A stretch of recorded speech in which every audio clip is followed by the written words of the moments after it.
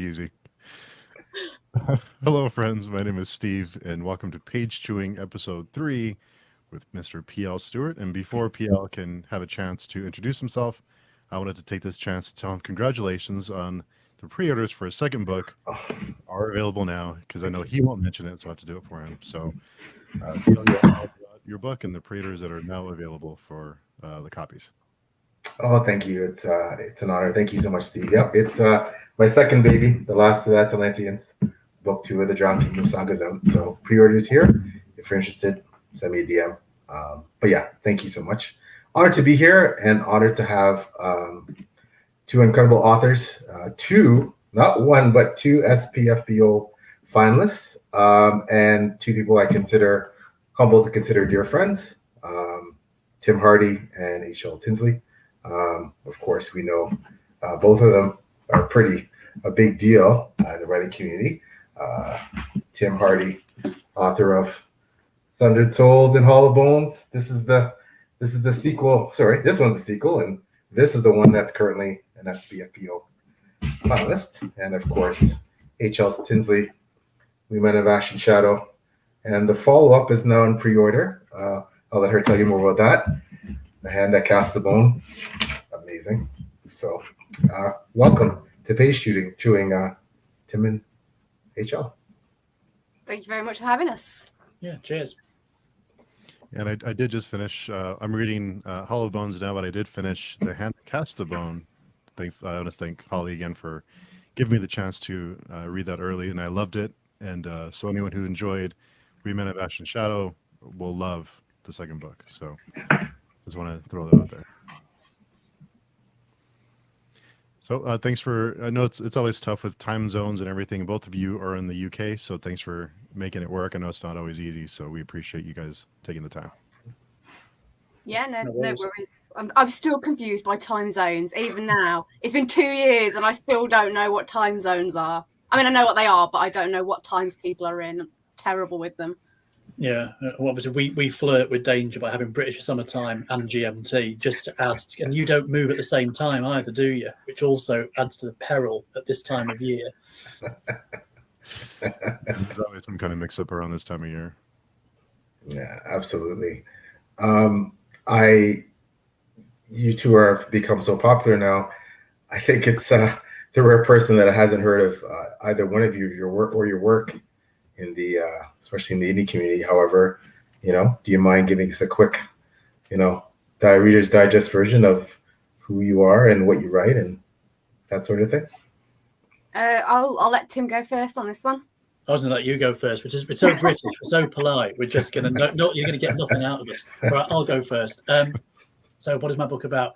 I'd probably describe it as Viking-inspired dark fantasy. So, Hall of Bones starts off with a strong sort of Viking macho warrior culture vibe, but then sort of slowly moves into much more of a sort of magical realm as the sort of book and the series starts to progress, really. So Hall of Bones, it's really, I suppose, in a sense, it starts as a family in peril and sort of basically a ruling clan trying to survive the pressures of the world sort of kind of pressing around them, and challenges coming in from what appears to be just legitimate Viking rivalries, I suppose, between different clans warring, which has kind of been what their experience has been like for hundreds of years.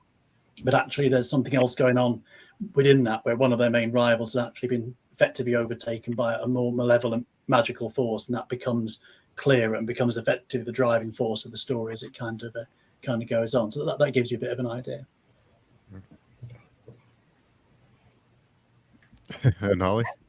Okay, so mine, as Pierre very kindly showed you the cover earlier, but I'll hold it up again just in case.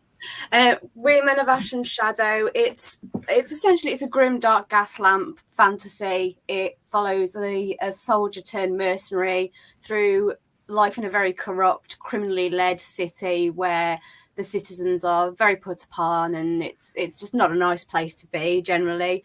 And through the course of his work, it's about the people that he meets, especially he meets a young man who he sees as someone he could possibly mentor and kind of teach about the world of shadowy back streets and dark dealings. So, and it follows him, and it's got a kind of a Gangs of New York, Peaky Blinders, Assassin's Creed kind of vibe to it. As it's been mentioned as well, the second one is coming out on April the 21st as well, The Hand That Cast the Bone. So that pre-orders are up now on Amazon for that, and that is a continuation of the story and just following the journey of John Vanguard and all the shady, morally corrupt people that he meets along the way, and occasionally the odd nice one as well. So how does it feel to have the second book almost ready for, out in the hands of some readers and now available for either release date? What is that? Are you nervous, or what is that like? I mean, yeah, I've been absolutely terrified. I keep joking to people and saying that I haven't felt any nerves, but it's been constant terror for the past probably 3 months, to be honest with you. I think now it's in the hands of people and reviewers, and a couple of people are reading it for me very kindly, have read early copies. I'd like to say the nerves are dissipating, but they're not. If anything, they're ramping up now at this point. I honestly don't know how Tim's got through this with his second book. It's just the most surreal experience, because the first one you don't know what to expect. The second one, there are so many expectations, and you don't want to disappoint people, but on the one hand, that you are. Some people are going to be disappointed with the choices that you make. So you do have this very different approach to it, where you have to really think, is this the story I originally intended? Am I putting in all the things I need to? Am I giving the readers all the things that I need to give them for a second book? So, yeah, it's a whole different set of emotions that you go through. And I'm very happy I'm coming to the end of it. But, yeah, I'm still very, very stressed at the minute. Well, I can say that, having read that book, being honored with a pre-art copy, you have nothing to worry about. It's fantastic. Thank you. Tim, I think we're all kind of in the same boat. Tim's a bit ahead. He's working on his third, if I'm not mistaken. We all talk, the three of us as authors, pretty frequently, and we talk about that pressure that Holly referred to with second book syndrome, and just that the weight of expectations. So what's helped you to get through that? I know I can say for me, a large part of helping to get through that is the two of you and other people that I really trust and that have supported me, that I care about. So what's gotten you through that second book pressure? That's a good question, isn't it? I think you're spot on. I think actually linking up with writers and actually getting them to support you is actually one of the things you really need, because I think I've described, before, that this sort of business is a little bit psychologically damaging in some ways. You get the joy of good reviews, but you also get people that aren't necessarily a big fan, and that can be quite hard. And a bit, I can really relate to Holly's nerves, but I think it's a lot of it is based around ignorance initially. So when you're self-publishing, in particular, and going indie, everything is so new. There's so much to do. And frankly, this is really my experience. Holly was obviously completely different and just nailed it and totally knew what she was doing. But in my experience, I was simply grappling with so many things. There wasn't really time to be terrified. All I was focused on was getting the book out there. And I think the dynamic sort of shifts when you've got, once people read it and oh my goodness, somebody actually likes this, that the pressure ramps up because you've actually got an audience. Whereas at first I thought the most important thing was to find an audience. That would be quite straightforward then, to keep them happy. But actually it's harder than that. Because, I think writing books in multiple arcs and all the rest of it, in some ways, standalones are easier, because if you can write a standalone, people are invested in that, that's great, but they know they're getting one book in a series and that, boom, you're done, and you move on to the next. With a series, people get invested. And so I've literally had people say, if anything happens to this character, I am dropping you like a hot rock, which I thought, that's a bit of a problem based upon the plot line I've developed for these four books. That might prove a challenge. So it's a different dynamic where you feel like you owe it to the readers to sort of deliver what they want. But like Holly said, you've also got to stay true to actually what you're trying to do with that book and that series as well. Otherwise, in the end, if you're not careful, you try and please everybody, you'll please nobody, and that's an important thing to remember as well. People are entitled to not like your series as it develops and to drop off that series. That's not against the law. It's not good for the bank balance. It's not, it's actually a legitimate thing to do. And I think the crucial thing is to make sure you're happy with what you're actually putting out there, really. Yeah, definitely. I think the funny thing is, I can't remember quite what words Tim used there, but it kind of made me realise all of a sudden, just for that second, that when you're an author and you're kind of putting out, like, not just a second book, but any book, really, that process that you go through is so hidden. It almost becomes like a version of an Instagram photo where you know that the person that's done it has done like 700 different versions of it. And then the one that you see is the one where they're really cool and collected and they completely know what they're doing. But actually behind the scenes, it's like a little hamster running in a wheel trying to work out what to do. Yeah. That was my experience anyway. Yeah, no, it's completely relatable. It's yeah, I suppose there's all that stuff that goes on, and again, this is why that author network is important. You know, I think for anybody starting out indie and wanting to sort of do this themselves, you've got to realise you are doing all of it yourself, not just a bit. I mean, obviously you can subcontract it out, that increases the cost, but you know, fundamentally you've got to do most of that legwork yourself. And there are lots of pitfalls to this that I think, again, if you don't talk to other people, you'll simply happily fall into the same pitfall that the previous million people who couldn't figure out how the hell Amazon systems worked either have already fallen into. It's really helpful just to share that knowledge, really, and then you might not need to take quite so many shots to get it right.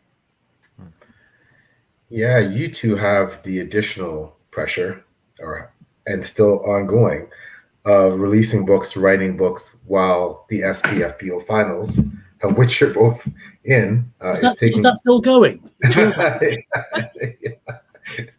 Yeah, like so that I assume that adds another layer of pressure. I mean, you know, can you tell us about what that means to be releasing, writing a second or a third book? You have all the spotlight of the fantasy world on you with SPFBO because it's such a hyped. You know, the hype is real. You're both in the finals, one of 10 books out of 300. So how does that add to the potential pressure?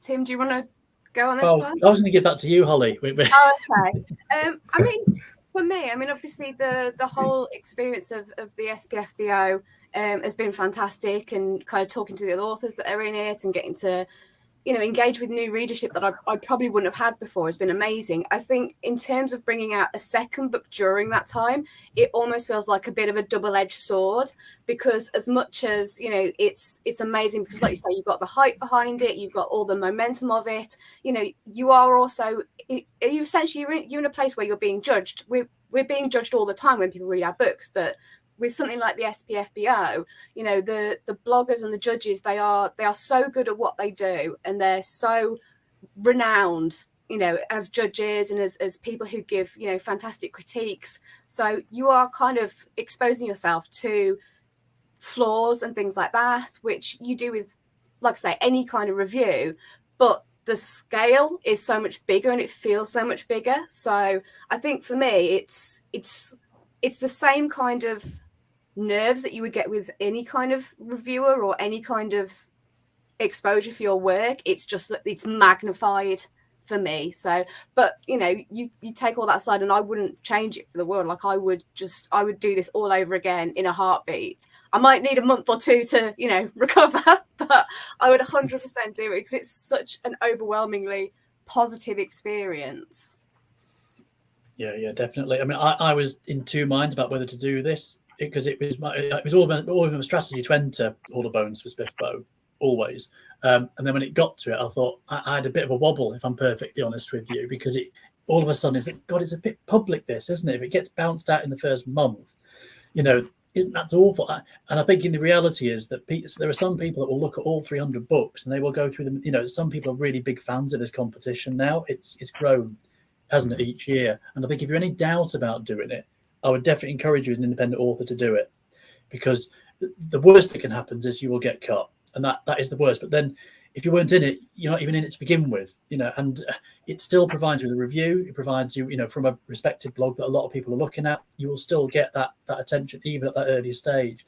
And, you know, yeah, I think I consider myself to a certain extent to have lucked out a little bit to have got into the finals of the competition. There is an element of dumb luck that comes into this, but yeah, that kind of, you know, that final sort of experience and moving into the second 6 months or 5 months, whatever it is. Yeah, it has been fantastically positive. And I've, a bit like Holly says, I've found out I've discovered lots of books I want to read. I'm not saying I'm going to have time to read them all, but it's widened my horizons again about what's out there, what other authors are doing. And I think that's a really important part of, again, being an author yourself. You do need to know what other people are up to. It's important to get those ideas and see how the genre is sort of moving on. And from my point of view, it's opened my eyes actually to quite a lot of different things and new authors, like I said. So yeah, if you're in doubt, do it, because only good can come from it fundamentally. Yeah. I just want to add as well, secret revelation. I actually wouldn't have even been a part of this year's SPFBO if it hadn't been for a certain person, Mr. P.L. Stuart. Is that true? I did not know that. Absolutely 100% true. Yeah. I think me and Pierre were chatting at some point, and he kind of said to me, are you doing SPFBO this year? And I went, no, I'm not SPFBO material. There's no way I've got the confidence to do this. And he was like, yeah, you can do it. So thank you very much, P.L. Stuart. But that's the point again, isn't it? That's authors helping each other to see the wood for the trees sometimes. Well, you do need that. I do think you need that network to sort of make you more successful, because it's very easy to sort of say you're not good enough, or to, I had a similar thing where a blogger said to me, you are entering, aren't you? I thought I was, but I'm slightly crapping it now. And it's like, look, don't be stupid. You need to put your book in. Sometimes you just need that little nudge in the right direction, don't you? So well done, PL. That was a good call. I mean, obviously, you two are both extremely deserving finalists. You're two authors that I look up to immensely. But in Holly's case, I think she knew she was going to enter. I think maybe just hearing someone else talk to her, and I mean, obviously, people were already raving about her book. Her book was already getting a lot of hype. It was a no-brainer for me. It's like, she's a grimdark darling when it comes to we men. So no-brainer. So I kept like, come on, you got to do it. So I'm so happy that she did. But I'm sure it wasn't just me pushing her to go in, because the world knows how talented Holly is, and knows how talented you are, and so I'm curious. This is a question I have for the two of you that it's funny, I've never even asked you before, in all our numerous chats, that I feel that, obviously the UK is a big place with a long, rich history and diverse culture, many different people, many different backgrounds, etc. But do you feel there's a certain, traditionally, there's something about Brits and fantasy and how British write fantasy? Is there any commonality or common thread that you feel runs through a lot of British fantasy that you've encountered, especially stuff that helped inspire you, like stuff that you read, that inspired you to be a writer? I'm going to put Holly on the spot here, because I think Holly, I think your book is very British. I know that it's got this sort of kind of French European feel in terms of the city and where it's set, but I think for me that sense of humour that runs through it's a very, very British sense of humour, and I think that book comes across that way. I'm not sure if it was written by somebody from the other side of the Atlantic, it would have been the same story actually. So I think you can definitely see that. I think in some writers that they bring that in.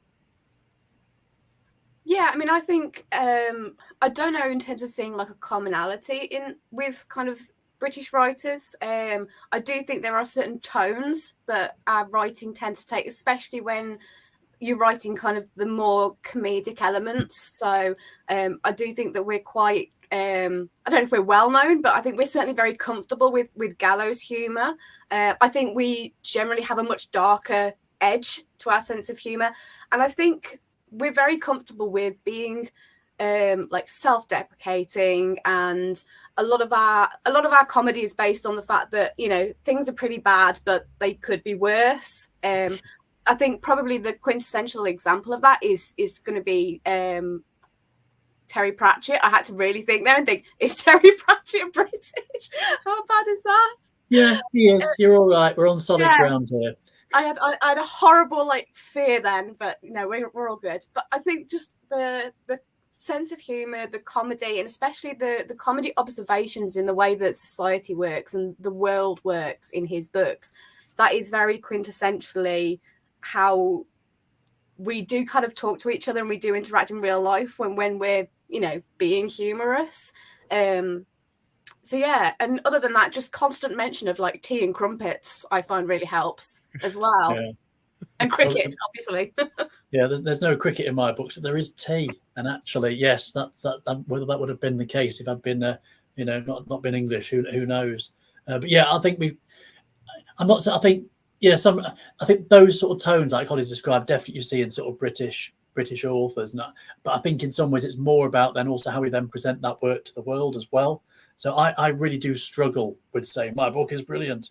I'm much more happy to say my book is almost as good as Mark Lawrence or something. not really at all. I don't actually mean that. I can't believe I said it and then curling up into a ball and dying. And so I think it's also about how we present the work as much as it is, you know, what we write as well. But yeah, I think that self-deprecating thing is a particular British trait that's more or less universal, really. Yeah, I think as Brits we're like I can't think of the words, but basically we're like trained from birth to never expect too much. There's a certain level that you can get to, and then that's it. You're not going to go beyond that. So you know, you just sit there and then you're happy with that. That's what we're taught at school. Just expect disappointment, and then you can't be disappointed. And you know, I've applied that sort of lesson many times, and yeah, it's. I don't know. We're not. I'm personally not very comfortable in the limelight. I've got to say, you know, I quite find it quite. I suppose I find it almost quite extraordinary. People want to read what I've written. I know that sounds really bizarre as an author. You know, you think that would be a pretty key attribute, but again, it's sort of like when I started writing, I wasn't writing for you. I was writing for me, and it was actually a sort of a way to wind down from work, get away from it, do something completely different, and you know. I thought I was all right at it, but to be honest with you, it took me a long, long time to get to the point where I thought, actually, this is something where it's not pointless to do it on your own and just simply not share it. But this is good enough now that actually I would quite like somebody else to give me their opinion on what they think about it. So I think, you know, a lot of writers actually probably are that a bit like I've just described, a little bit introverted. You know, it's by definition, it's a solitary occupation, isn't it? And then all of a sudden we kind of, to actually find an audience, you've got to be a very different person and actually sort of get comfortable with things that probably don't naturally fit within your skill set, really, not initially anyway.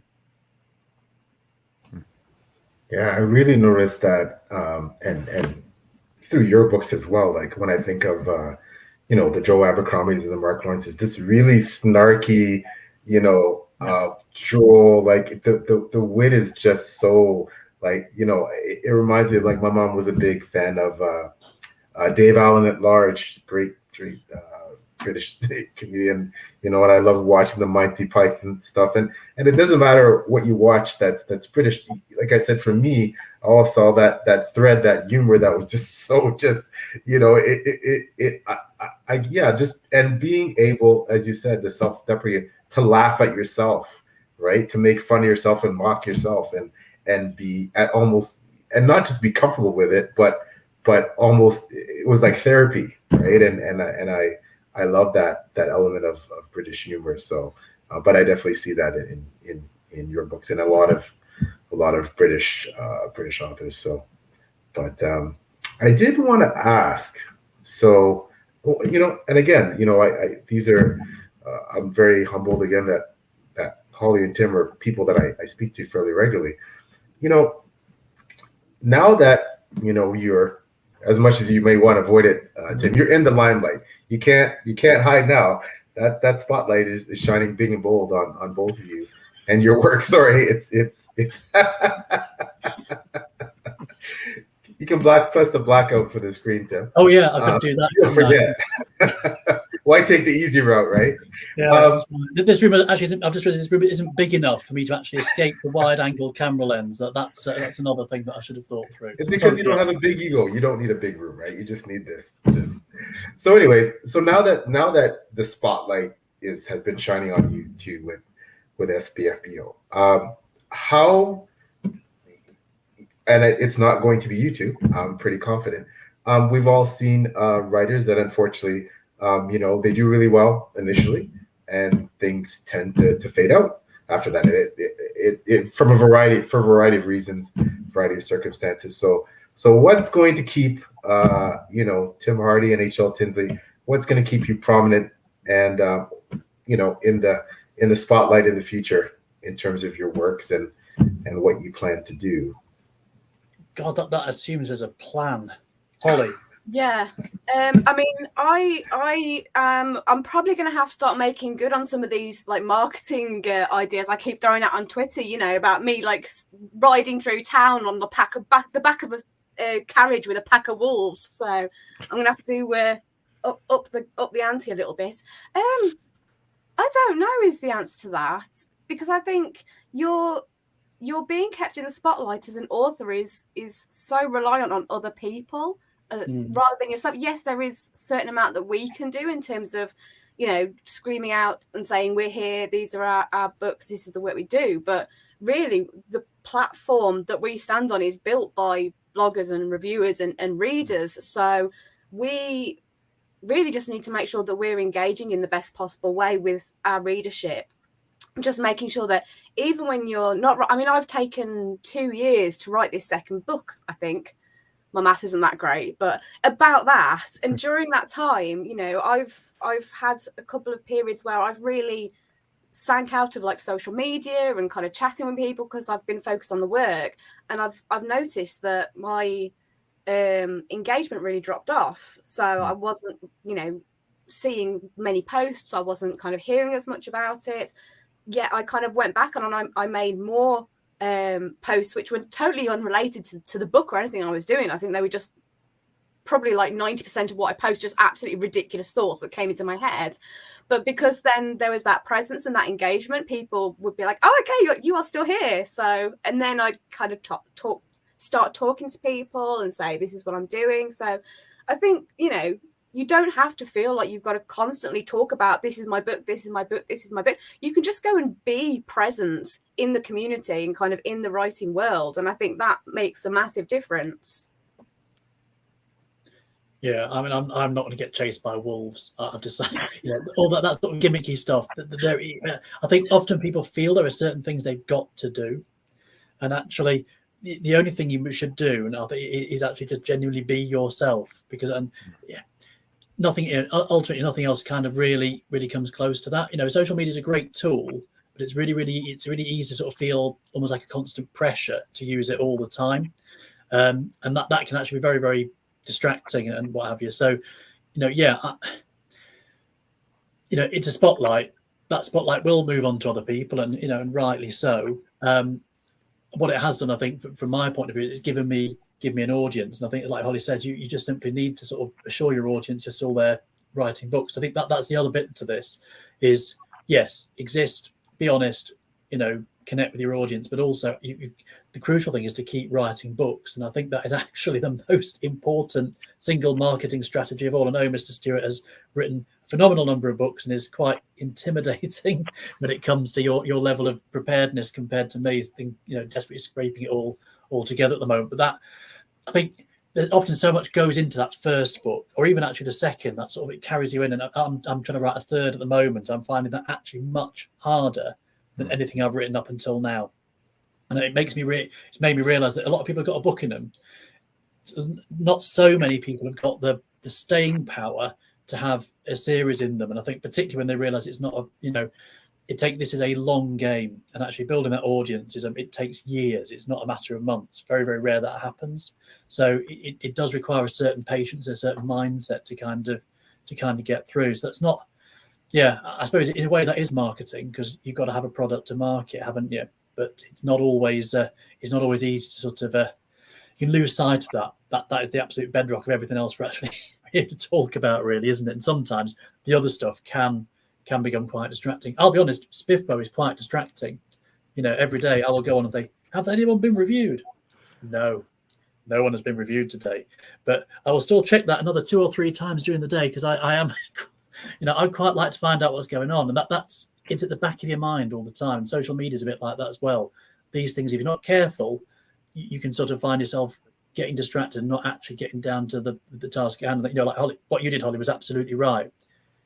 pull back, engage a little bit, but get the job done is actually the most important thing. Is that? Oh, I'm sorry. No, go ahead, please, Steve. I was just going to ask, how long is that process for something like SFPO? Is that months, or how long is that wait from the minute you submit to the minute you find out? I think each competition lasts about 18 years. I think it was actually. I think it's pretty much the finish line is in sight now. I think it's end of next month or May. I think it wraps up. But I mean, it goes on, for a full year essentially, straight from when you enter the books through to the very finalist at the end. And I think what I've discovered, and I think obviously Tim's been through the same thing, is that with the SPFBO, it's very much pockets of emotions. Because obviously there's all these different kind of levels that you get to through it. So there's the full 300 books are read, and then you kind of have that wait where you're waiting for semi-finalists, and then you have the finalists, and then you kind of have your last month where, traditionally you get an influx of lots of reviews coming in all at once. So for me, it kind of feels like it was really like an emotional roller coaster, but then it almost felt like I'd got off it because it all went a bit quiet. I went and had a little sit down, and now I'm just back on it again. So it's it's a very surreal and fantastic experience that kind of just sends you like this for a full year. Yeah, and I think the emotions are all over the place. I mean, April is the month when, by my calculation, at least 50% of those reviews are going to land in April, and it's going to be basically mayhem. And, that leaderboard at the moment is fairly static. People are sort of moving by the odd incremental point as reviews come in, and a few people are still actually to get that average and actually sort of get their sort of placing. It's going to go all over the place in that final burst because there are going to be so many reviews landing. I don't know how it's a good job Mark Lawrence is adding that stuff up, because I would not want that responsibility and that pressure, because imagine if you got it wrong. So yeah, a bit like Holly says, roller coaster kind of thing. I think the fact it's 12 months. In some ways it's great for authors that especially the finalists, you get that long spotlight. I actually feel in some ways that the bigger challenge is for the reviewers and the blogs, because I'm not entering next year. I don't have a qualified book apart from anything else. And it's I've really enjoyed it, but I'll also quite enjoy not having the distraction and getting back onto focusing on book 3 and getting that written. Whereas obviously the bloggers will roll round, and come May, a whole swelter of books are going to land again, and they're going to have to gear up and start all over again. So it's fun for the author, but it's a really, really big commitment for those bloggers actually. Yeah, and I guess what we're talking about too is, do you feel that because now again you have a wider readership that both of you had prior to SPFBO, your books were still becoming fairly well known, but now of course, things have blown up. So is there a cost for the fame, for the attention? Is there a cost for now being someone who is in that spotlight? I think there's like I said before, I think that there's a distraction to it because it's new and shiny. So that there's a cost in that sense. I don't really feel like it's the cost of fame. I don't think I'd go that far. I'm somebody has heard of occasionally. I don't think it's quite as elevated me to quite that sort of level. It's more, I think for me, it's opened my eyes to those wider possibilities and that wider indie readership, really. What I will say is that I'm reading pretty much 90% indie fiction at the moment, and I'm loving doing that. That's probably been one of the bigger changes in many ways, rather than I suppose feeling different about myself. It's more about what I read and what I consume. Got a certain Holly Tinsley book on my bookshelf. Not on my bookshelf. I'm actually in the middle of reading 25% in, and the cat-related humour in that, which is very British, is amazing. And I'm going to put that in my review for 100% sure. I knew that was going to get mentioned tonight. Before I even logged on, I knew that was going to get mentioned. How could it not?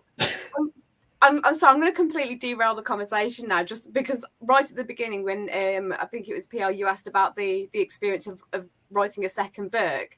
one thing that I have had with this that I didn't get with the first one, obviously, because people didn't know me, is that this time round, people who are reading it, like my ARC readers and my beta readers, keep messaging me certain lines out of the book, and it's got to the stage now where before I even open the message, because I know what kind of percentage they're through, I know which line it's gonna be before, and that's just like the best experience ever. So I've absolutely loved that, and I really hope that if I obviously I'm going to do a third book that the same happens again. So yeah, I'm glad that Tim brought that up, and if anybody is wondering what the cat scene is, they're going to have to just pre-order.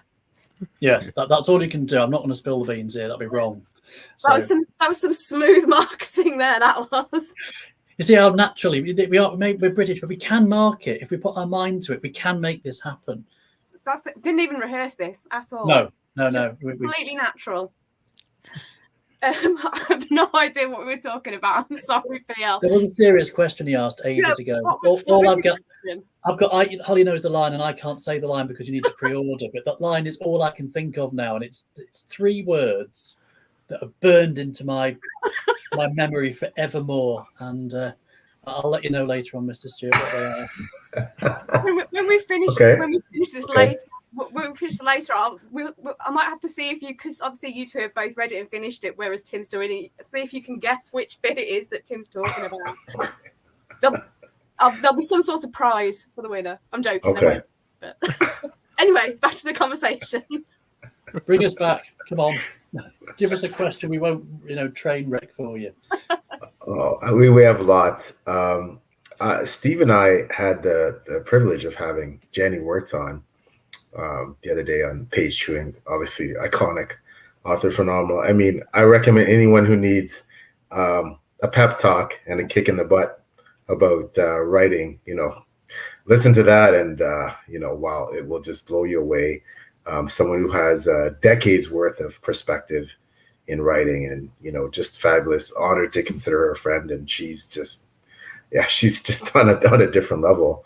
So when I think about someone like Jenny, again, who has that decades now of writing, 4 decades, if not more, of writing perspective, I'm not asking you to completely predict the future, and crystal balls are very fragile things, but where do you think Tim Hardie and Hl Tinsley are going to be in terms of their writing career in, let's just say 4 decades? Where are you guys going to be? How many books can you have written? What kind of books will you venture off, you think, into different genres?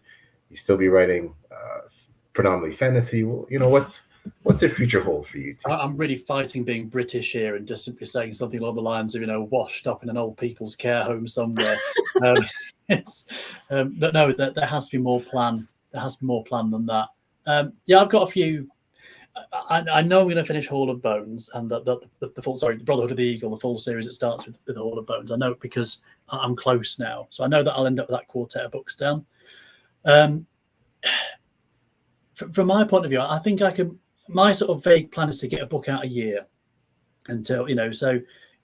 Quite how long I'll find that interesting for it's really hard to say, isn't it? You do something you love, but sometimes you can fall in and out of love with things. But I definitely want to finish the series I've started, so I'll definitely have written 4 books by the time I've done. I have got a couple of other projects on the back burner. There's a short story series that I think will come together in a few years' time, so that's kind of happening. And I've got another, so same world but different continent. I've got another book that I've already written that's out to sort of trad publication submission at the moment. So I'm confident that will get released in some shape or form. If it goes trad, that'll be how it happens. If it doesn't go trad, then it'll go indie, and I'm pretty confident that that decision is coming up fairly soon in the next year or 2. So that's kind of at least sort of 6 book/stroke collections that I'd like to get done, and then I consider that that's my sort of starting point, really. That's as far as the plan goes. But I just enjoy doing it. So I suppose as long as there's people that want to buy it and read it, I'm quite happy to sort of carry on, really, and see where it takes me. So I've got a plan, but not again. Mr. P.L. Stuart here has got the quite frightening, and I would almost say borderline insane plan for There's exactly no how. borderline about it. No, Frank. Yeah, embrace the insanity. Complete insanity. Embrace it. Yeah. You know, you're incredibly planned, I have to say. And you know, you've got a whole set of series planned. You've got prequels. You know, you kind of know that structure. You know, pretty much how they're going to lay down. I would say that is unusual, to say the least. But yeah, I think that's as far as my plan goes. I've kind of got about 6 projects in the rattling around in my head at the moment. I would love to say that I will write a book a year. I would absolutely love to say that, but sadly, it's just not going to happen for me. You know, I mean, I'm very, very fortunate that I write all the time. My whole life pretty much is writing. I do it for a living, outside of books as well. So for me, it's kind of 70, 80 hours a week of writing is not unusual. So for me, it does take a little bit longer with the books because I have other projects that I need to focus that time on. I think obviously I'm going to finish off the series I'm doing in the Vanguard Chronicles. So there's another 2 books planned in that at the moment. After that, I'm kind of in a bit of a conundrum at the moment because originally I had a series of 3 books that I wrote before I published the We Men of Ashen Shadow, and I have been deliberating whether or not to go back and revisit those. They are awful. They're really, really bad books. Everyone has to get at least one bad novel out of them before they can write a decent one. But I kind of feel like there's a story in there that still needs to be told. So at the moment, I am very much deliberating whether or not that will be the thing that I go to after I'm finished with the Vanguard stories. I may do something new. I don't know. At this point, I'm very much kind of being pulled. I think as a writer, you know when a story is calling to you, even if it's one that you put down 10 years ago. All of a sudden, you'll just hear that little voice in the back of your head saying, "Now is the time. Come on, come and see me again." So I think, yeah, at some point over the next year, I need to dust off those kind of cobweb covered printouts that I did several years ago and just read through them to see if there's any treasure hidden amongst the trash. Just to sabotage my own career a bit, it's worth looking at those, your previous work, definitely. Because I wrote my sort of the quartet, I sort of got 3 books in and then put it aside. So Hall of Bones, Sundered Souls, and Lost Gods was all written by 2019, and I was frankly suffering a bit of fatigue from doing them. So I actually wrote a different book. That's the one that's actually out to trad submission right now. Quiet Vengeance is currently, that's the book I wrote as a bit of a stopgap. And then I kind of went, but then I sort of went back into the indie world with Hall of Bones and made that start. Got to Lost Gods. It's dreadful. It's absolutely dreadful. Now, obviously, I don't intend to release a dreadful book. So I'm working very hard on sort of rectifying that right now. But when I went back to it, I think my writing skill had basically outstripped where that book had got to.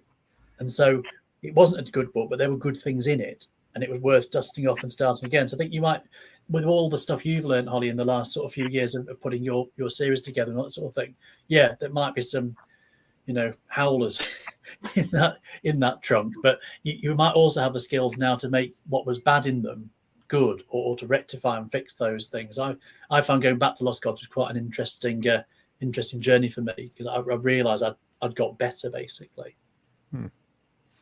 What were the things that stood out to both of you going back and reading those first couple of novels that you've written, or what were the things that stood out to you that you recognized right away that this was you would do it better now than what you did before? I'll let Tim go first on this one, I think. Damn it.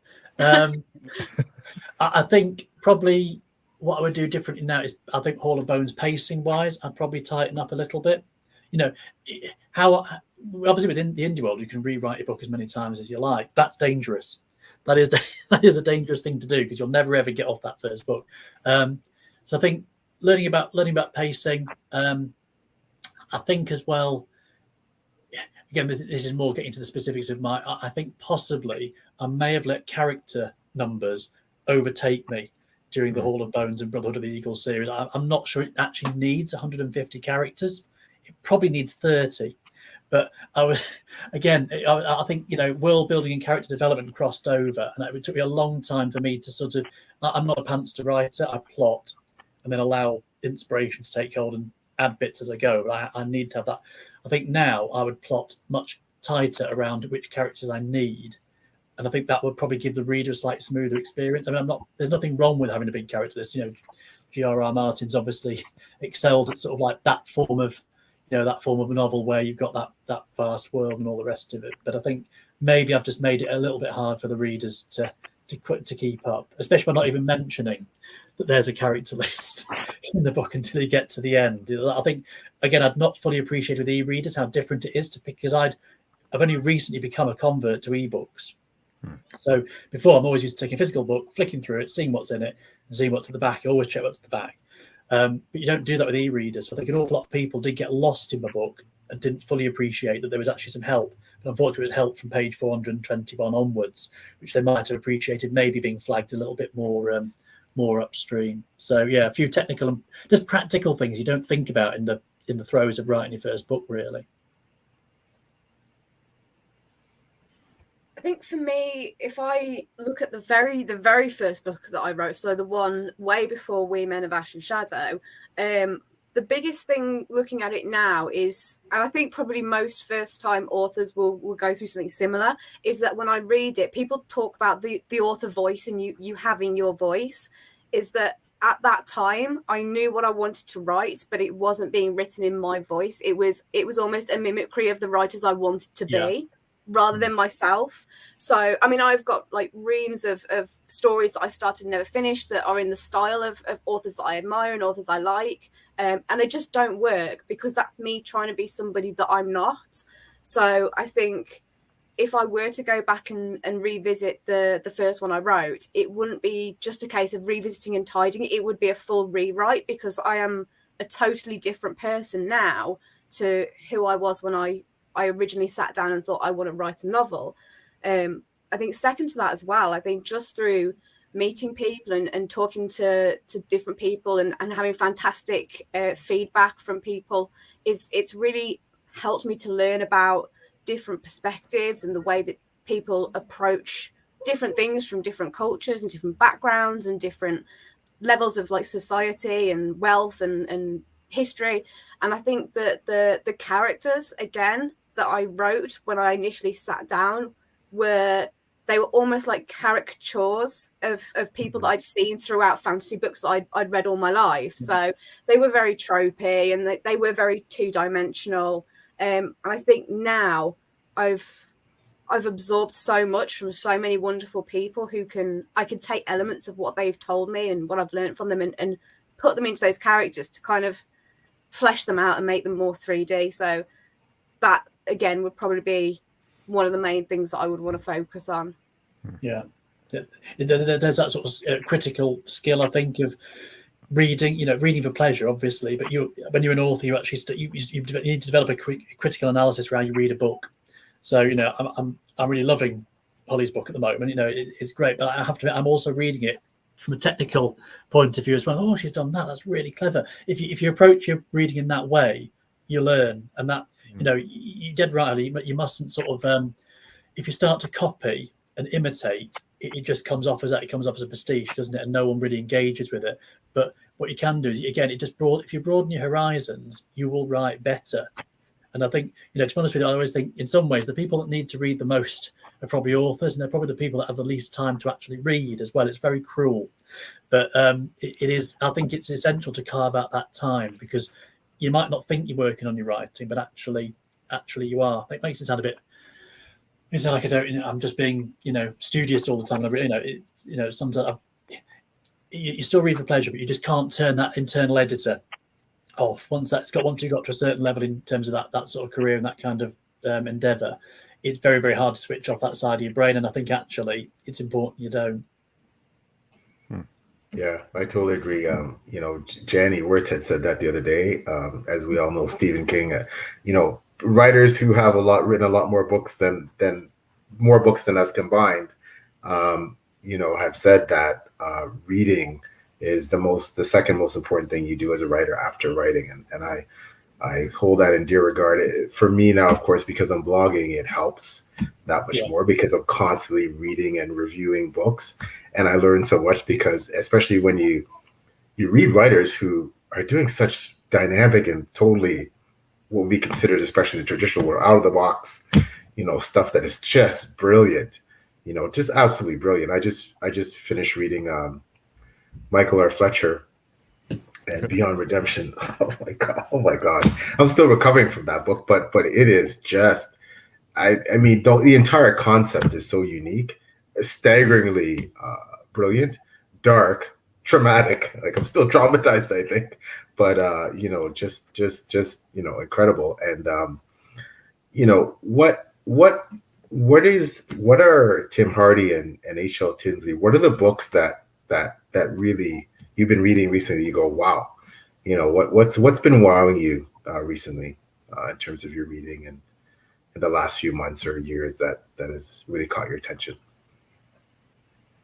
Well, I'm reading a certain book at the moment, which, if you wouldn't mind, PL, just holding it up again because the cover is amazing. I mean, I've been very fortunate, very lucky. I've had an early copy of PL's new book, and it is just, I mean, you look at writers when they kind of bring out their debut novel, and if you enjoy their work, that you're going to probably give the second one another try, and you always hope for it to be as good as the first one. I can't even say how much the elevation between the first book and the second book, and I'm going to make him really embarrassed now, but it's like reading a different author, but still knowing it's the same person. It's still very much, no one writes like PL does. Like, it's so, I just, like, if you crack PL's head open, this whole world would just come out and it would just be enormous. Like, I don't know how you do it, but just the character work in it. I'm loving the relationships between the characters. I'm not going to say anything that's going to ruin it for anybody, because obviously I know it's very new and it's on pre-order at the moment, but it's a step up from the first book. It really is. And I just think if you want to read something, it reads like a saga to me. It's like an epic saga. So yeah, that's what I've been reading at the moment. I am currently around the 66% mark, and it's non-stop from start to finish. There you go. Thank you. You stunned him into silence. He's gone quiet. Yeah, it's hard to shut me up, but she just did. So thank you, Holly. I'm completely humbled by that. Thank you. I'm honored. I think it's everyone wants everything to be brilliant that they do, don't they? But in reality, as authors, you're always learning, and by definition, your debut, you're still learning. You always improve. And in fact, my agent John Jarrell said he doesn't know anybody in terms of who's a serious writer where their second book isn't better than their first, because of so much experience goes into writing and completing that first one. So yeah, it's not an insult. It's all about book one. What it's saying is you're constantly improving, and that world is getting wider all the time. So yeah, I'm also got that on my to be read list, and pretty excited about it. So P.L. Stewart's finally actually got some people to promote his own work. This needs to happen more often, Mr. Stewart. It really does. In terms of writers I'm excited about, like I said before, I think the Smith Bow finalists, I'm pretty excited about them all. That there's some I've definitely bought in terms of want to read and sort of explore further. I think I'm just going to shout out something that's probably a little bit less well known, but who just blew me away recently, which was Sean Crowe, and I've read his. Basically, he's got. Let me get this right now. So he's got a novella out, which is called Valhalla Steel, and he's also got a full novel, which is effectively the novella was like testing a concept, and then Quenched in Blood is a novel that sort of like builds that into the fully fledged product, which is. And again, this would only happen in the indie world. It's kind of like Judge Dredd meets sort of fey magic from ancient times. That there's guns and bullets, and the seedy underbelly. It's kind of like got a Blade Runner feel to it. And again, you just when you pick up a book, you just know someone's got it. It's a really great feeling, and Sean, I think, is a little bit flying under the radar at the moment, but he has definitely got some serious talent, and he's putting out stuff that I've never ever read before, and combining it in a way that I've never ever experienced before. So I will give a shout out to Sean. I think of the people I've read this year so far, he's probably the one that's excited me the most. So and I'll definitely be getting back into that one. I think going back a little bit, I think I've had different. So as I've been sort of growing up, I've had different writers that have been really important at different stages that maybe have moved me on and got my interest. I guess it starts with people like Tolkien, doesn't it? And those sort of writers. Dragonlance was really important for me. I know that's a bit cheesy, but back in the 1980s, that was the series. If you're into sort of fantasy and that sort of thing, that was the series that in many ways moved that genre on. And I'd probably say Joe Abercrombie more recently. That's the first author I've read where I thought that's what they mean when they talk about somebody having an author voice. I never really understood what that meant before until I picked up Joe Abercrombie's The Blade itself. That sort of fairly seminal trilogy he put out, and I've never read fantasy like that before. You just have these moments you think, wow, it's moved the genre on, but it's different, it's fresh, and it's new. And I kind of feel like Sean is a bit like that. Kind of like, if you could combine that, why is that not in a bookshop somewhere? That's brilliant. I would buy that. I know loads of people would buy that. Why is it not out there? So I don't know, a bit of a rambling answer, but those are the ones that are sort of like touch points to me along the way. Just catch up on a couple of comments here really quickly. Hello, Ashley. Ashley says, you had me at Assassin's Creed. And Andres here, he says, I don't think I heard the expression grimdark gas lamp before reading H.L. Tinsley's novel. I get that a lot. A lot of people, especially the gas lamp bit, I think tends to lose people. But I always just say to people, it's kind of, it's like if you think Jack the Ripper and Penny Dreadful and that kind of aesthetic, that pretty much covers it. I would just say as well, earlier on, I think PL said use the term grim dark darling. I would like to coin grim darling as a term, and I would like to be known as that now. So that's a new phrase then that I can just throw into things. That's perfect. Yeah, that's a good one. That's awesome. And fellow author Joseph Carroll says, yeah, I think I'm more nervous for my second release next month than I was for my debut. Yeah, I 100% relate to that. It's because you know what you're doing. It's perfectly fine. You know what to expect probably now. Hello, Jonathan. Thanks for coming by. And Jonathan adds, perhaps more tea and crumpets than what you may see from something written in the U.S. back from the UK discussion. Let's see. Yeah, it's weird to transition to a point where you start saying, yeah, this is a good book, you should read it. I think Joseph's referring to marketing. Jonathan says, I'm not much of a public speaker myself, but I am under the impression that social engagement is becoming a necessity for authors, especially for indie. Yeah, I agree with that. Sorry, Holly, go on. No, I was going to say, I think as much as we would like that to not be the case a lot of the time, I think that, it very much is. We're becoming a very internet and social media based world in everything, essentially, not just writing. But I think at the end of the day, like Tim pointed out earlier, a lot of authors, we're by nature, a lot of us, an introverted group of people. So I think everyone is in that same boat where public speaking is probably not your favorite thing. But there's so many people out there that are going to want to engage and talk to you that, hopefully if you just find the right people, then you'll get that confidence and that comfort zone that you can just kind of live in as a writer in the public space. It's not as scary as you think either. I was slightly afraid that I would, encounter this sort of intelligence barrier. And everyone would know what they were doing and say, what are you here for? Why?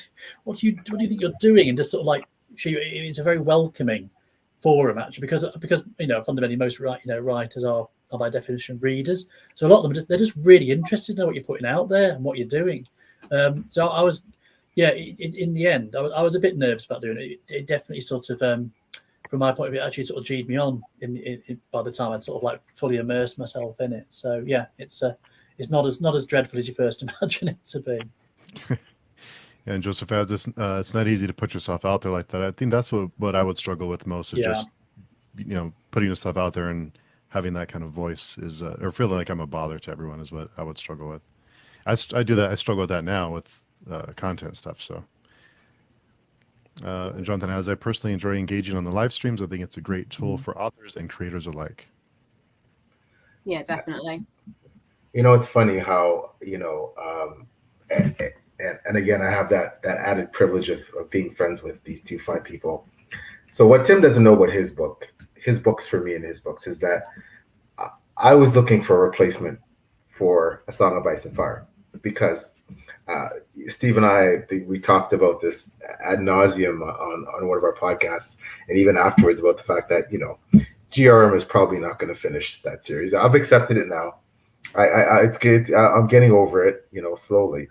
But what the Brotherhood of the Eagle saga has done, because it's that good, it has kind of replaced my.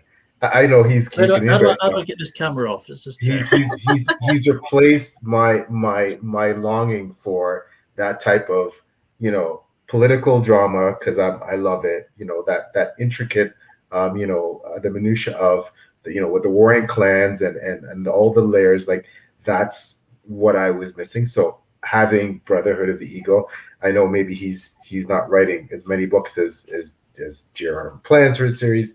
He's already writing 4, and J.R.R. planned to write 7, but Tim's books are that good, and that they've kind of filled that void that that I was looking for, and that type of really immersive, really uber political and all the machinations and the strategizing, and that's that fix that I needed. That's what his book has done. And then with Holly's books, everybody knows me that I always I'm such a hypocrite. I say, oh, I grimdark, and then I rush and read. I'm getting Holly's book. I'm like, oh my god, I can't wait to read it, right? And I have this love hate relationship with grimdark, and we have so many discussions about what grimdark is and what it isn't, or is it really is it like a leprechaun? Does it really exist, right? And sure. Yeah, it's, and it's just so hard to define. And then I said the other day that one day when my friend Bjorn Larson, another good friend of ours, is like, well, no, your book is moral grimdark, and I'm like, at first I was so offended. It's like, well, no, I guess that's a compliment, right? But Holly's book, I think, especially the combination, I think for me is what blows me with Holly's book and her writing is a combination of the grimdark gaslamp that you just don't really find that to the same degree. I've seen great books like it. I've read some great books recently that are similar. And Trudy Skies comes to mind with her 13th Hour. That's a great series. Krista Batar, obviously another mutual friend of ours, with Legacy of Brightwash, another SBA profilist. But Holly's book is very unique, and yeah, it's that secret guilty pleasure that you feel like, oh, I shouldn't love this so much, but I love it to death. I keep saying I don't like grimdark. You start reading, right? And that's what it's done for me. But do you two have any books that you feel like I shouldn't really like this book, but I'm in love with it? Like I can't, I can't stop reading it, and I want more. Like, do you have any authors or books that are like that? First off, I love the imagery in my head now of PL having my book as a guilty pleasure, just reading it secretly somewhere where no one can see. I don't think I do, to be honest, because I don't really believe in guilty pleasures as a thing. I think if you enjoy something, you enjoy it, and then why should you feel any shame or any guilt about liking that particular thing? I love like the really kind of commercial. I read the Suki Stackhouse series, Charmaine Harris. I read those, and just they were great fun. Like, I think I took a couple of them on a holiday, and I think people can be a little bit judgmental sometimes about, especially with things that are very kind of commercial. And I don't use that in a negative way. It's it is good to be commercial sometimes. Not everything that you read has to be a great literary classic. You can enjoy reading for the sake of reading and just wanting to, have a bit of escapism or a bit of catharsis or whatever you're looking for. And, if you get that out of a YA book or a romance or horror crossover with a mystery, I don't know, then that's fine. You know, it's just read what you want to read and don't worry about what other people think about it. That's my view. 100% agree on that. I mean, and I think, anything that gets you reading is good. You know, I think often we're in a little writerly bubble here, aren't we? And reader bubble. A lot of people don't read. In fact, probably about the majority of people don't read for pleasure, which I still find slightly terrifying. And then I just box that off and pretend it's not true. But the reality is, it's really important to pick up a book, and that reading habit. Yeah, there's nothing. Read what you enjoy is absolutely the only measure of a good book. Ultimately, if I'm going to call them guilty pleasures, it's not to denigrate them. It's just that they're what I call lighter reads. I'll give a shout out to Owen Oakwood, who is a writer who lives relatively near to me, actually, who's basically putting out a series of short stories about a paranormal investigator called Arganzai. He writes a series of short stories where she goes and basically solves mysteries on behalf of the police. But they've got like a paranormal, superstitious kind of bent to them. So that the first one was about a set of, possessed bagpipes, for example, and it's called the Arganzai Mysteries, and they're set in the Peak District, so they've got a great sense of place as well. And I basically it's my doorstep. So it kind of reads a bit like an alternate reality to where I could be living myself if those things were true. And I read that as a lighter read after reading Legacy of the Brightwash, which left me so emotionally drained. I couldn't interact with another human being for a week. I needed something different. So, you read a book, don't you? Partly for the mood you're in, but also maybe as a bit of a counterpoint to what you've read before. I will just shout out one other. It is going to be a bit of a guilty pleasure, but I do have a soft spot for the Edible Highlander romance series by Karen McCompostine. That is a work of absolute words. It really is. It's frankly, the way she came up with this concept of it's a shifter romance, but the key point here is that ultimately it turns out that this particular lady's in love with a weir haggis. And it's set in Scotland, and it's written in a way that it's almost like it is in Scotland, but not quite. It's a work of absolute genius, and again, just a pure, I suppose, that is a pure guilty pleasure read. Great fun, and actually, Karen knows what she's doing with that book. Although it's in many ways it's dreadful, it's sort of in some respect it's also knowingly dreadful as well, and that makes it actually 10 times better than some of these po-faced, really serious things that, frankly, you can sometimes read and not get any pleasure out of. So, big shout out for Karen McCompostine and the Edible Highlander there. I know Steve's got to get to that question. I just want to clarify one thing. Like, when I say guilty pleasure when it comes to Holly's book, it's because I have this ongoing internal war, which some of you know about reading grimdark, and my hypocrisy about saying that my book isn't grimdark, and then someone, no, your book's grimdark, and then so it's actually Holly's book is actually responsible for me deciding to devote a specific month. Like, basically, after reading her book, I'm like, I can't say that I don't like grimdark, and I love this book to death, and I keep shouting out to the world. Like, I can't, because Holly's book was actually the first real grimdark book I think that I read, and I loved it.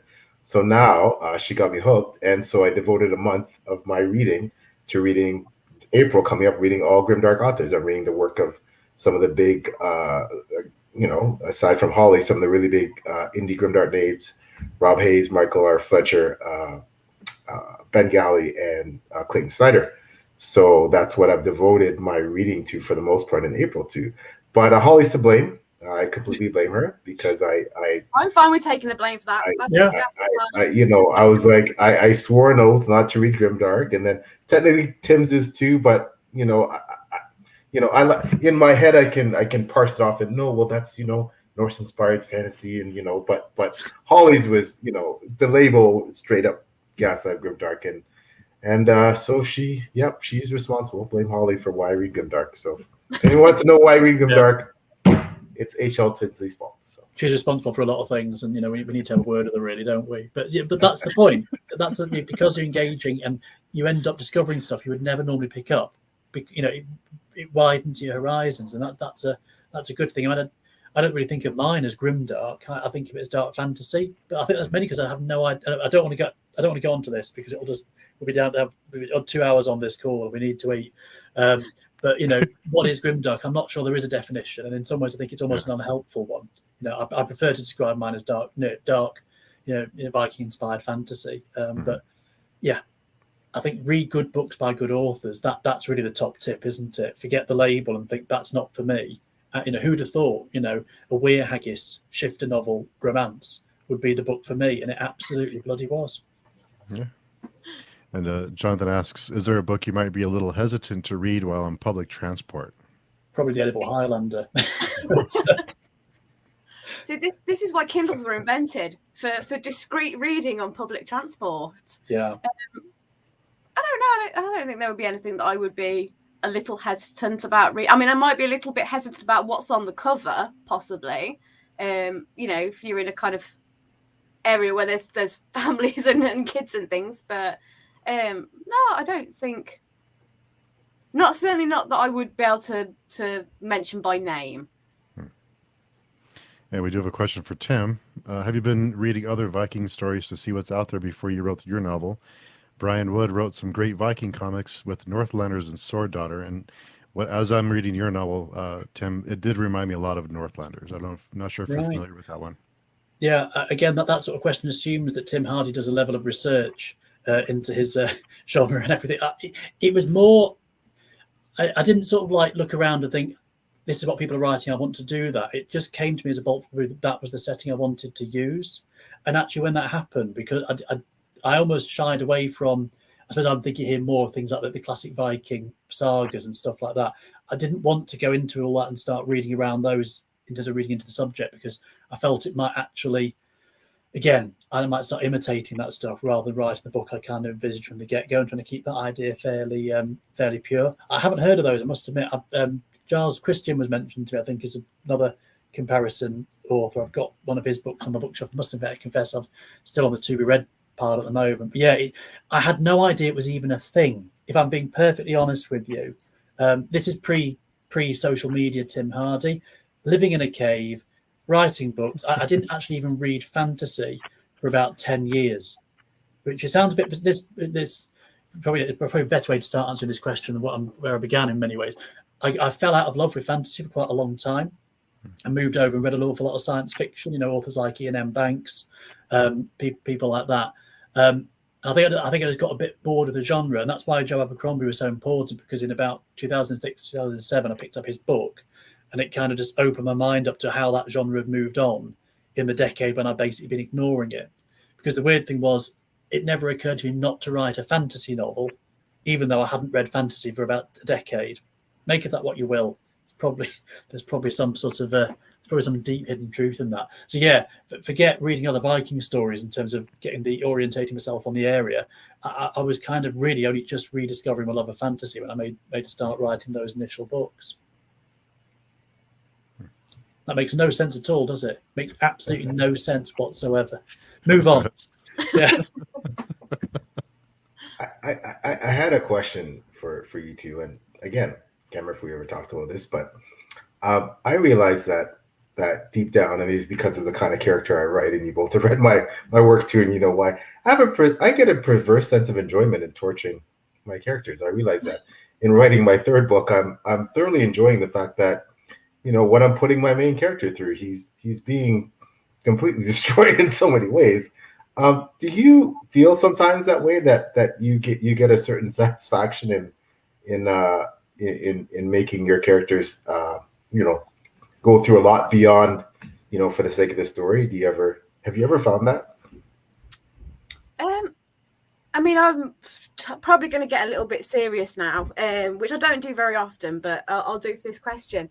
I think for me, especially when writing the second book, the first book not so much. The first book, I used a lot of like my own kind of experiences in a very distant kind of way. So especially in terms of building the characters, because like you say, it is a grimdark book, so it does touch on kind of subjects that are probably quite difficult for some people. So there's a lot of there's trauma and grief, and I kind of used a lot of my own experiences for that. However, it was very much done from a distance.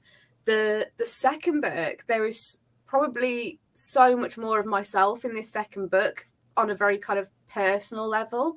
There are bits in the book that are, you know, they're directly from experiences that I've been through myself, and that's a very it kind of leaves you feeling very emotionally vulnerable. So I definitely wouldn't say, like, I mean, I probably get some kind of pleasure out of torturing some of the characters, but in terms of the ones that are directly from my own experiences, for me it's more like a catharsis. There are things that I've used in this book that I've never really spoken about, or never even realized that I felt that way about things. So for me it was almost about discovering things about myself. So if I kind of did what PL did, I think that would be a little bit strange, because it would almost be like torturing myself, which I don't want to do.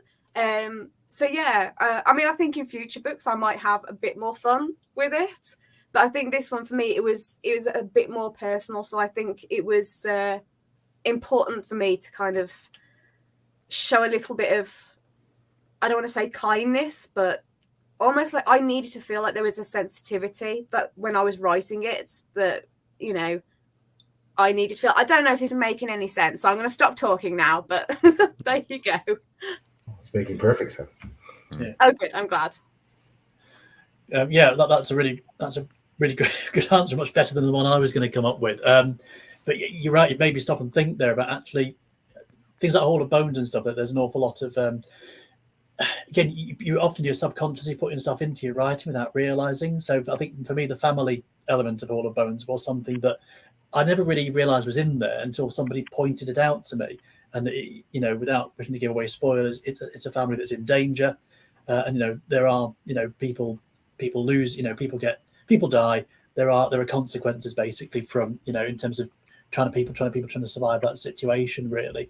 And yeah, I think some people just sort of described it, you know, that they felt that in terms of, you know, people that they've loved and lost themselves. They kind of got that sense from the book, which I was totally, you know, again, people feeding that back, I was totally blown away by. I never even thought I was sort of unlocking that in a way. So it's not about doing horrible things to people and getting a perverse pleasure out of it. I think for me, it's much more about, to be honest with you, I kind of love all my characters. You know, I don't really have characters I hate, that I'm just there as the whipping boy that I want to do horrible things to. You know, a bit of an overworn phrase, that they're morally grey characters. You know, Rothgar, the main central character of my series, can be an absolute arsehole at times, very much like yours as well. He's very self-centered, he's very young and very immature, for example, and that sometimes comes out. And you know, the people that are, you know, the antagonists, there's always a bit of an element of, you know, there's a reason why they're in opposition, and it's not always necessarily even their fault that they're actually in that sort of collision course. And I think people just could relate to that it's more about trying to capture that sort of, you know, life is complicated, you know, and we go through a lot. And you know, if you draw, often you're sort of drawing it out through the writing experience, but also then the reader experience as well. So you know, it's not a perverse pleasure. It's more a kind of I suppose drawing those things together and trying to give something that making the reader feel. I suppose that's really what I'm trying to stagger towards here with this answer. Trying to make the reader feel something because it actually has some veracity and truth behind it. That's really important for me. And, you know, again, fantasy can be boxed off and say it's fantasy. It's ridiculous. You know, it can't possibly. You know, how can you then feel something really something that patently can't be true? But it's about taking that setting and using that setting in the way it shines that lens on things to actually bring out the truth of what's actually going on between our, you know, in our own lives, really. So, yeah, not perverse pleasure at all. It's more a case of, oh my God, I really can't do this. I've got to that point in the plot now where this has to happen. I'm not ready. Let's write a fourth book, and that I need to avoid that becoming what happens forever, because you know that does lead to the GRM situation, doesn't it? Mm-hmm. I think we've all learned a little something new about P.L. Stuart here tonight. Yeah. Well, yeah, I guess I don't know how twisted that makes me, but of course, you know, my main character is definitely not always likable. Quite the opposite, and I think it's because for me the and again, now I'm going to get serious here. You know, for those of you who read my book, some of the themes are, you know, racism and religious intolerance and misogyny and homophobia and all these things. And my main character is someone who, has some unfortunate views regarding those things. And I guess, I like seeing him get his comeuppance. Even in the second book, there's a lot of, he gets his comeuppance in some very unique ways. In the second book, and the third book is, he's I realize in writing it what I've done to him, but there's a reason for that, and it's more to illustrate, the ills, the societal ills that I'm discussing, and what they wrought, what's wrought on humankind by these ills, and if we have any hope of redemption coming back from this, and also, what do you do with all these people that feel this way? Especially people that have, a certain kind of authority or a certain kind of power or prestige, and people that are in charge.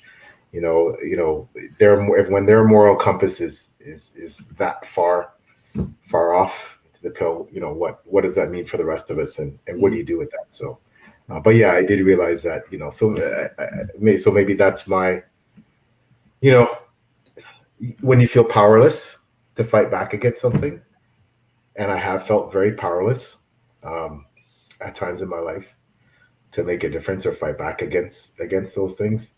I guess I can pretend I'm doing it in a book. I didn't need to see you it. Absolutely are. So just to break in, though, you absolutely are doing it in a book because you're making people think, and I think that's the the kind of genius of the character you've invented with Othran. Actually, he's so blissfully unaware.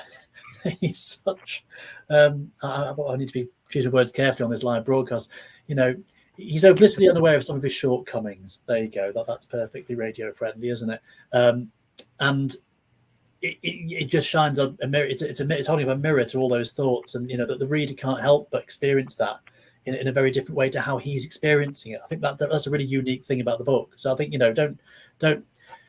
We're very quick to knock our own art, aren't we? But actually, it does that sort of thing incredibly well. Actually, yeah, I think just to slightly echo what Tim's just said as well, I think what makes your book so unique as well is that you look at probably the majority of fantasy, and all through the book or all through the series, what you're doing is you're waiting for that hero to rise. So it's always this elevation of someone kind of starting at this point and moving up, whereas actually what you've done with Othran is that you're taking the reader on this journey where you're just waiting for him to fall, you're waiting for him to get that comeuppance.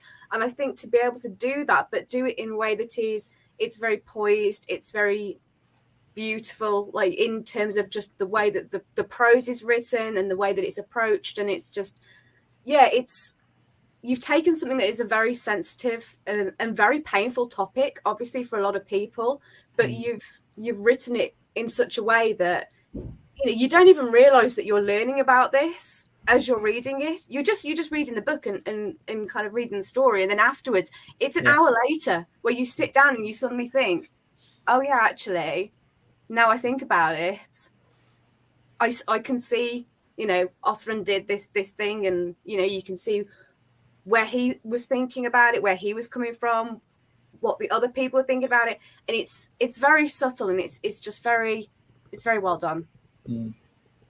Thank you. I guess, like you said, a lot of us use our work for, it's never about, we write our books, and as we always talk about, books belong to the reader. After you've written them, they no longer belong to us as much as we think that they do, that we still have ownership. We have accountability for what we write, but the book is out there in the wild, and people are going to have their interpretations of it come what may, right? But I think when we write them, we have all these complex pieces of ourselves that we weave into our books that, sometimes it's on purpose, and it's very planned and strategic, and sometimes it just comes out maybe subconsciously. And but I'm humbled by the praise by both of you. Thank you. Two people I obviously, as I said, immensely respect. So thank you for that.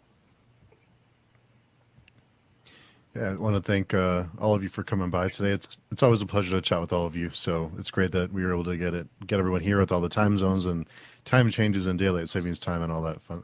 At this time of year is always just a complete mess for me because I always manage to screw it up, but thankfully we managed to pull it off today. But Tim and Holly, if you can tell us where people can find you, where's the best place to connect with you if someone wants to find more of your work, or just to say how much they love your books. Tim, after you. Okay, that's giving me less time to remember what they actually are. Okay, so yeah, Twitter, probably the best. I'm most frequently on Twitter, so that's probably my favoured social media platforms. That's Tim Hardie Author. Facebook, it's the same, except it's Tim Hardie Author Public. So that's the main sort of official page, effectively. And then you can also find me on, I've got a website that's Tim Hardie Author, just for consistency, .co.uk, and that provides all the links to sort of the books I've written, but also sort of things like the blog and interviews and things I've done as well. So yeah, that's a good place to start. Yes, so similarly, the best place to find me is probably on Twitter, which is at Holly Tinsley, but it's Tinsley, Tinsl 3Y. I always have to air spell it. I don't know why I do that. I also have a website which is to be honest, infrequently updated, but I am going to get better, which is Hl Tinsley Writes. And my books are on Amazon. And as I mentioned earlier, the pre-orders for the new one are available now. I'm just going to get that last minute bit of marketing in there. Nothing wrong with that. So yeah, but Twitter's probably the main one for kind of engagement. Mm-hmm. And of course, PL, where's the best place to find you, and where can people pre-order your book? As you guys know, Twitter is my preferred social media platform. My website's www.plstuart.com. Twitter is at plstuartwrites. I'm active on Goodreads. Steve and I are both honored to be members of the Outstanding Before We Go blogging team, led by the amazing Beth Tabler. So I frequently write and review books. So you can find those books reviews on Before We Go blog, and also on my website. And and of course, the biggest thing I've been involved in recently is Page Chewing with Steve. So please, I encourage you to check out Page Chewing. This is a phenomenal. We keep saying, Steve and I, like, we're gonna top this up like the last episode. We just keep, somehow, obviously because of the quality of the guests that come on, and we're so grateful to have you and Tim Hardie. This has been really a special treat. So thank you for coming. That's been great. Thanks very much. And thanks everyone who came by to interact with us. It's always great when people ask questions in the chat or ask about what we're afraid to read in public transport. Thanks everybody. We'll see you soon. Thanks everyone.